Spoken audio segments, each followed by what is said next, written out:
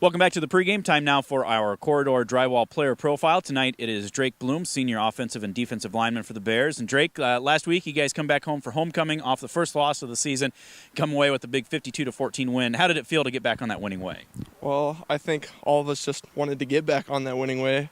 We dropped a tough one to Bellevue, but I know the guys, we thought it was nothing. You know, we played a bad game. We know we played a bad game. We're just, let's get better. Let's move on. We're going to do this. Talk a little bit more about that, I guess. What kinds of things did you guys learn from that Bellevue game that you've really been trying to clean up and focus on here over these past 2 weeks? Well, I think we have to come prepared for every game. I think we sort of overestimated Bellevue in a way, and it came back to bite us in the butt. And I think coming into every game, we got to win one game at a time. One game at a time, we got to come in and we got to beat them. Well, one area that's been really key to the team's success so far has been defense, and you've been playing out there quite a bit. Was it much of a transition for you guys? I know shifting into a 3-4 more focus here this year?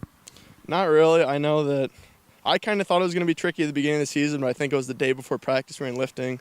Bailey walks in, draws it up on the board, and just like that, plain and simple on the wall. We know it all. We're ready to go.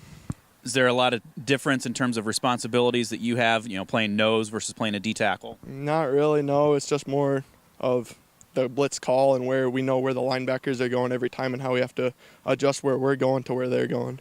That's kind of the big part of it.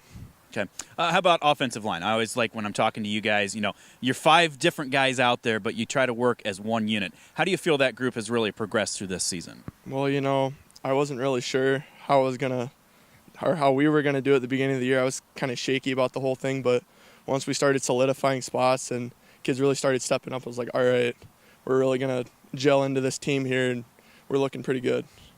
Well, coming up here tonight, you're on the road up at Northeast Goose Lake.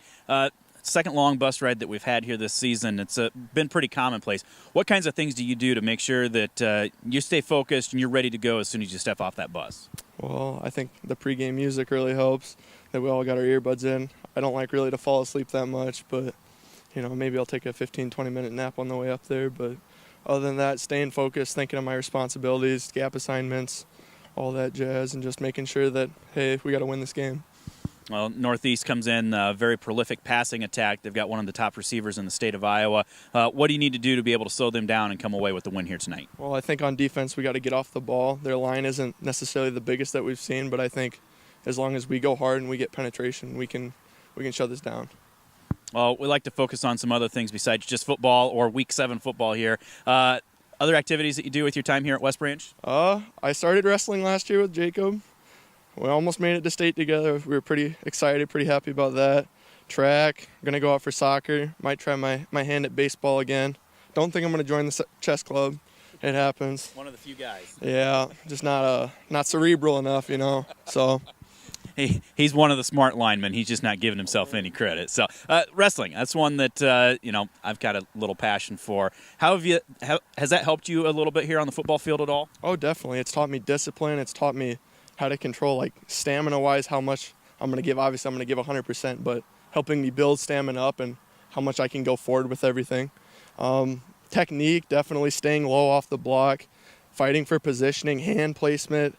I mean, I try to tell most of the football kids, if you're young and you don't really know about wrestling, at least give it a shot.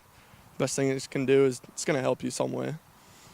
That's a good answer that I like to hear quite a bit, too. So, future plans. I know that right now the focus is Northeast Goose Lake, and then Week 8, and then Week 9, and then playoffs.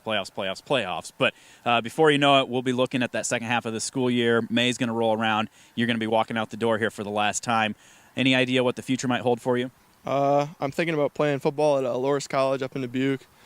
They seem to like me pretty much, so I think I might try my hand up there. If not, I might either go work for Barnhart in the old Barnhart's business, or I think I'll just go to Kirkwood. So we'll find out. Any ideas, anything that you would want to study when you get to college?